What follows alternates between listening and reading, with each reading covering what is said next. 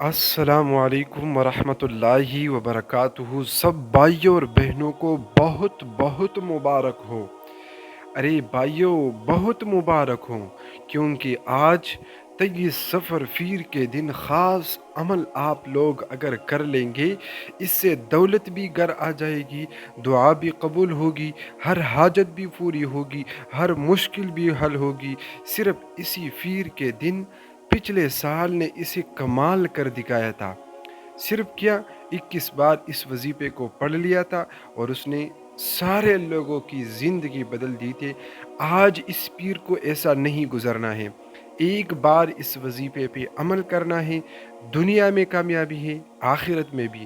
تو چل کر شروع کرتا ہوں کہ آپ لوگوں کو وہی وظیفہ اور وہی طریقہ کار بتا دوں۔ لیکن پیارے بھائیوں اور بہنوں، آپ لوگ اگر چاہتے ہیں کہ اسی پیر پہ آپ لوگوں کے دعائیں قبول ہو جائے، آپ لوگوں کی حاجتیں پوری ہو جائے، آپ لوگوں کے خود گھر آ جائے، دولت دولت ذلیل ہو کر قدموں میں آ جائے، ہر لوگ آپ کو حیران ہو جائے، تو اس وظیفے کو پورا دیکھنا ہے، کیونکہ اس سے آپ لوگ صحیح وظیفہ بھی دیکھیں گے، اور اس سے آپ کو یہی فائدہ ہے کہ آپ لوگ اگر وظیفے کو صحیح طریقے سے پڑھ لیں گے نا تو کام ہوگا۔ میں اس میں آخر میں جو ہدایات بتانے جا رہا ہوں اس کو پورا سننا ہے۔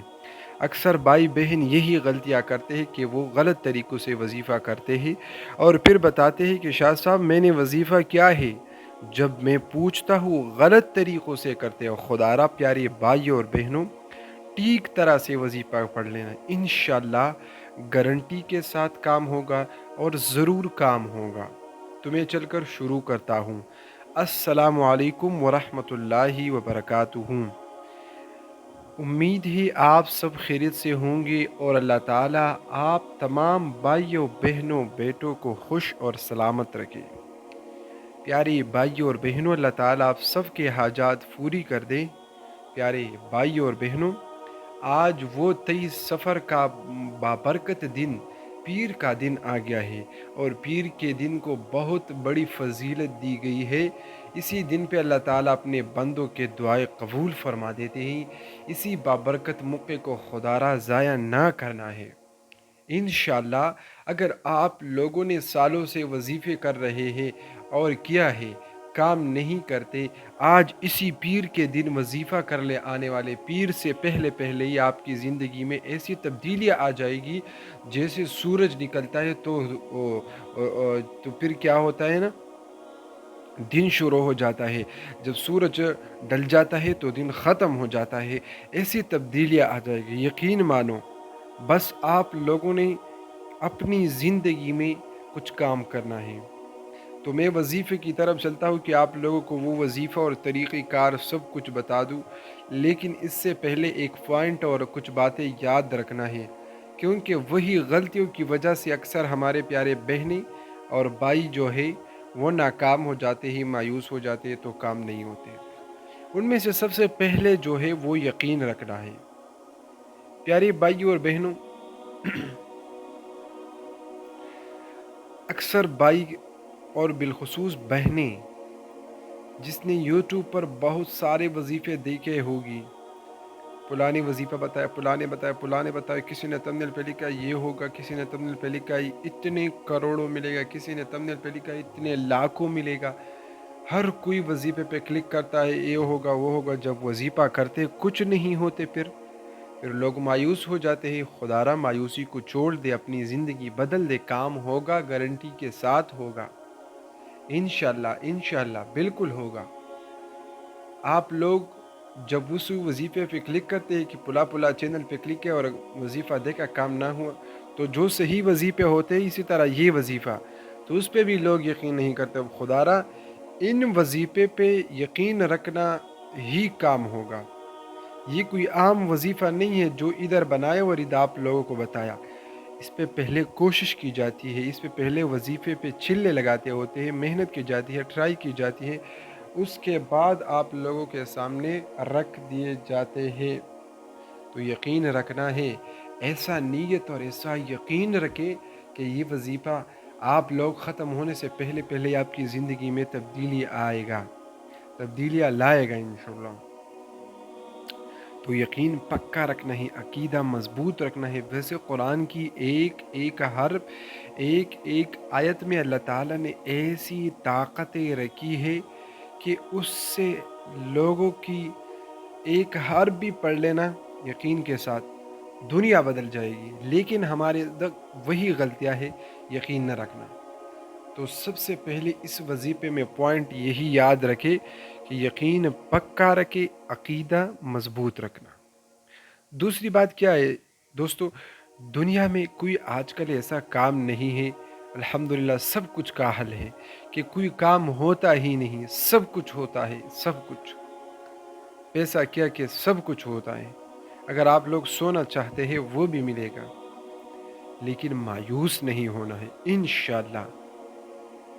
اگر آپ لوگ مایوسی چھوڑ دیں اور امید رکھیں، کام گارنٹی کے ساتھ ہوگا، یقین مانو ایسا کام ہوگا، بس دعا کرنا ہے۔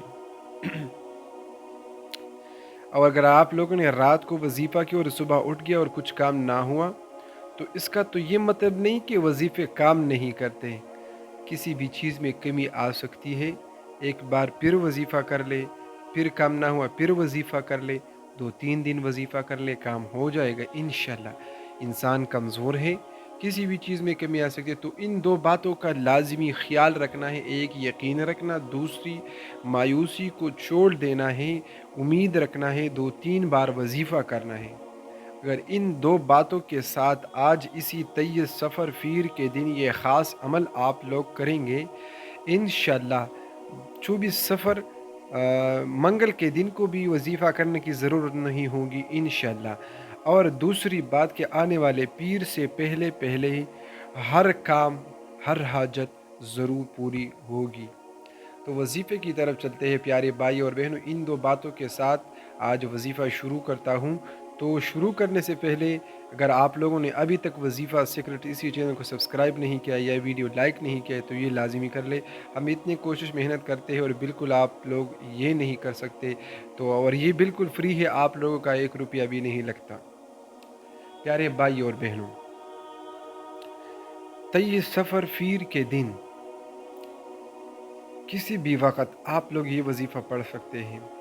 صبح کے وقت، ظہر کے وقت، عصر کے وقت، مغرب کے وقت، عشاء کے وقت، جس بھی وقت آپ لوگ فارغ ہوں، اکیلے کہیں جگہ پہ بیٹھ کر وضو کے ساتھ اچھی طرح سے خشوع وضو کے ساتھ تعوذ تسمیہ پڑھنے کے بعد آپ لوگ سب سے پہلے درود شریف پڑھ لے، یہ والا درود شریف: اعوذ باللہ من الشیطان الرجیم، بسم اللہ الرحمن الرحیم، الصلاة والسلام علیک یا سیدی یا رسول اللہ، وعلی آلک و اصحابک یا سیدی یا حبیب اللہ۔ اسی درود شریف کو آپ لوگوں نے 11 بار پڑھنا ہے، سمجھ آ گئی؟ اسی درود کو کتنے بار پڑھنا ہے؟ 11 بار۔ اس کے بعد آپ لوگوں نے یہ آیت پڑھنا ہے: بسم اللہ الرحمن الرحیم، یا حی یا قیوم برحمتک استغیث، یا حی یا قیوم برحمتک استغیث، اعوذ باللہ من الشیطان الرجیم، بسم اللہ الرحمن الرحیم، اللہ لا الہ الا هو الحی القیوم، لا تأخذه سنة ولا نوم، له ما في السماوات وما في الأرض، من ذا الذي يشفع عنده إلا بإذنه، يعلم ما بين أيديهم وما خلفهم، ولا يحيطون بشيء من علمه إلا بما شاء، وسع كرسيه السماوات والأرض، ولا يؤوده حفظهما وهو العلي العظيم۔ ایک آیت الکرسی ہے اور ایک آیت مبارکہ ہے۔ ان دونوں کو آپ لوگوں نے 41 بار پڑھ کر اس کے ساتھ پھر درود شریف آخر میں 11 بار پڑھ لے، اور ہو سکے تو 2 رکعت نفل نماز پڑھ لے، اور اس کے بعد سجدے میں سر رکھ کر اپنے رب کریم غفور الرحیم ذات سے دعا مانگنا ہے، بخشنے والے ذات سے دعا مانگنا ہے، عطا کرنے والے ذات سے دعا مانگنا ہے۔ انشاءاللہ رو رو گڑ گڑا کر اپنی گناہوں کی بخشش بھی مانگے اور اچھی طرح سے وہ دعا کرے، انشاءاللہ زندگی بدل جائے گی۔ اگر اس وظیفے سے آپ لوگ فیضیاب ہوئے اور ویڈیو اچھی لگی ہے تو چینل کو ساتھ میں ضرور سبسکرائب کر کے ویڈیو لائک کریں۔